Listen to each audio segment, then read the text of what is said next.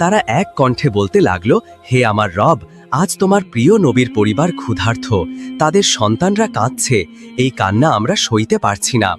তখন আল্লাহ রাব্বুল আলামিন হযরত জিবরাইল আলাইহিস সালামকে নির্দেশ দিলেন, এ জিবরাইল, যাও, তুমি আমার হাবিব, আমার প্রিয় রাসূল সাল্লাল্লাহু আলাইহি ওয়াসাল্লামকে সুসংবাদ দাও।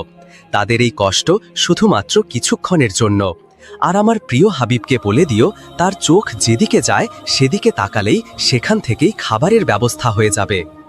এই কথা শোনা মাত্রই সাথে সাথে জিবরাইল আলাইহিস সালাম হযরত মুহাম্মদ সাল্লাল্লাহু আলাইহি ওয়াসাল্লামের কাছে আসতে লাগলেন।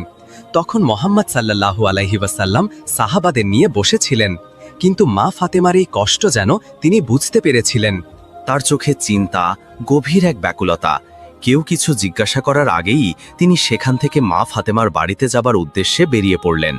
ঠিক সেই সময় হযরত জিবরাইল আলাইহিস সালাম এসে হাজির হল।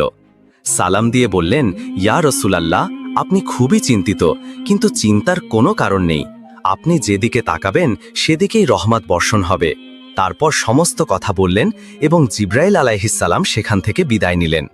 এদিকে হযরত ফাতেমা রাদিয়াল্লাহু তাআলা আনহা ঘরের মধ্যে গিয়ে দেখলেন কচি শিশু হাসান হোসেন ক্ষুধার্ত অবস্থায় কাঁদতে কাঁদতে ঘুমিয়ে পড়েছে।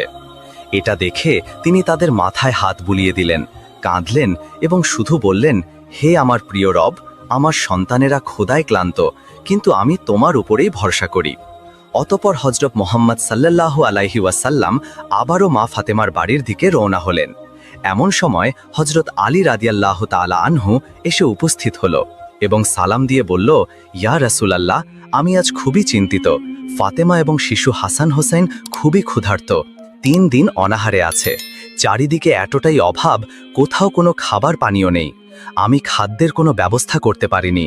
ইয়া রাসূলুল্লাহ, আপনি কোনো ব্যবস্থা করে দিন।